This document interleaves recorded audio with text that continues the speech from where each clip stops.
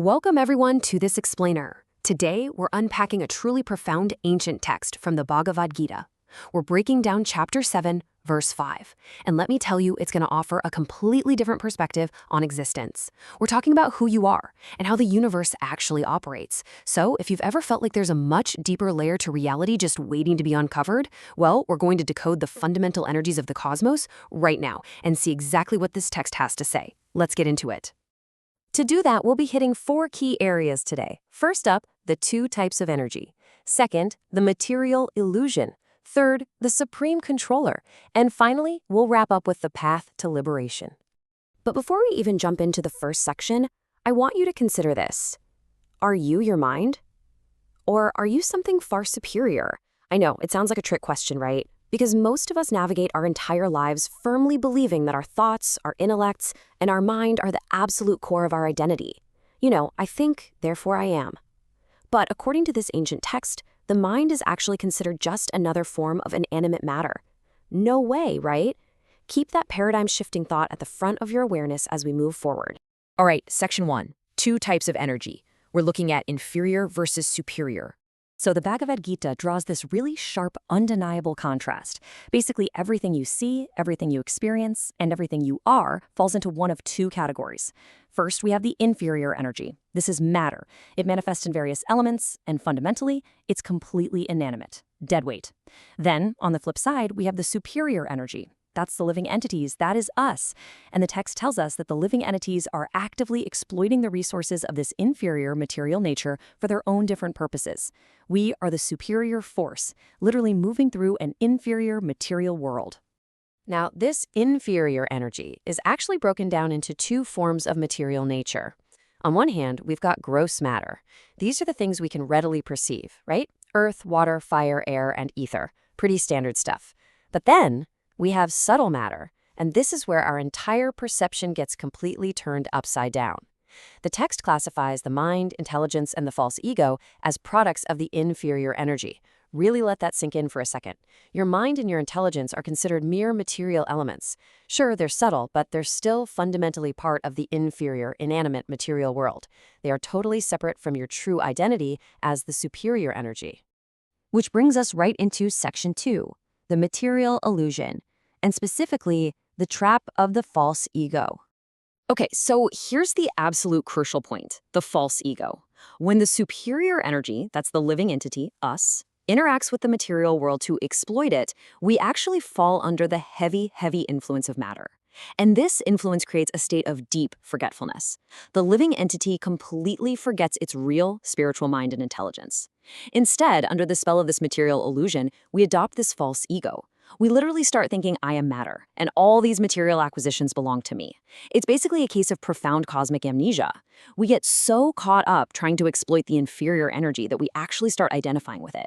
But despite this amnesia, the text lays down a really profound truth. It says, the cosmic manifestation has no power to act unless moved by the superior energy. Think about that. The entire material world functions strictly because of us, the living entities.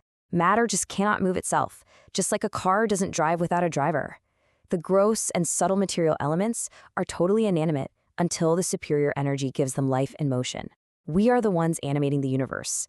Yet, ironically, the heavy, illusory influence of that very matter is exactly what causes us to forget our true superior spiritual nature. Let's zoom out a bit for section 3, the supreme controller. We need to look at the ultimate hierarchy of existence. All of this brings up a massive philosophical question. Are we entirely equal to the supreme? Because, if we are the superior energy animating the universe, some people might naturally conclude, hey, we must be the ultimate gods of our own reality. Well, the source text tackles this assumption head-on. It specifically challenges what it calls unintelligent men and their monistic theory. That's the idea that the living entity and God are equal in all respects. To answer that question, the text brings in this incredibly powerful quote from the Srimad Bhagavatam. It says, O Supreme Eternal, if the embodied living entities were eternal and all-pervading like you, then they would not be under your control. The logic here is just razor sharp. Energies are always controlled by their energetic source. The Supreme Lord is the only absolute controller. Think about it. If we were truly equal to the Supreme, we wouldn't be subject to the illusions of material energy, and we certainly wouldn't be under anyone else's control. But the cold hard fact is, we are controlled. Therefore, we cannot be supremely all-pervading. We are just minute energies. This whole distinction between us and the Supreme Lord is beautifully explained through the concepts of quality versus quantity. In terms of quality, the text states that the living entities are one and the same with the Supreme. We're spiritual and we're eternal. It's like a drop of ocean water versus the entire ocean itself. A single drop has the exact same salty chemical quality as the vast ocean, right? But in terms of quantity, the living entities are minute energies, never equal in power to the Supreme Lord. We share the quality of the energetic source, for sure, but we possess a vastly different, tiny quantity of power. And that tiny quantity is exactly why we can fall under the illusion of material energy. So how do we get out of it? That brings us to section 4, the path to liberation and escaping the illusion. The answer lies in the concept of mukti. Mukti is the stage of absolute liberation. And notice how it's defined based on everything we've covered so far. It's simply the state attained when the living entity becomes entirely free from the influence of the illusory material energy. Real liberation just means waking up from that material amnesia. It means realizing you are minute superior energy and, as the text points out, willingly surrendering to the supreme control. Because it's only in that constitutional position, acting as a controlled, minute spiritual energy rather than pretending to be the supreme controller of matter, that a living entity can actually be happy. Now, escaping this illusion happens in a very logical progression. Step 1 is simply freeing yourself from that heavy influence of the material elements we discussed earlier. Then, step 2 is the realization of your actual position. This happens when you finally lose all those material ideas, including the false ego that's constantly whispering, "I am matter, and this is mine." And importantly, it means shedding that faulty idea that you're equal to God in all respects. Finally, step 3. When this superior energy is completely freed from material contamination, it becomes fully liberated. It attains what the text refers to as full Krishna consciousness. It is a complete and total return to spiritual reality. Wow, okay, we've covered a tremendous amount of cosmic ground today. We've separated matter from spirit, we exposed the false ego, and we established the ultimate hierarchy of energies. So I want to leave you with this final, provocative thought.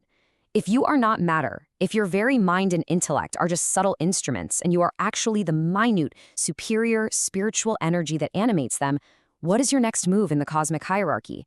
Are you going to continue identifying with the inferior machinery, or will you take the steps toward true liberation? Thank you so much for joining me for this explainer. Keep seeking the truth, and I will see you next time.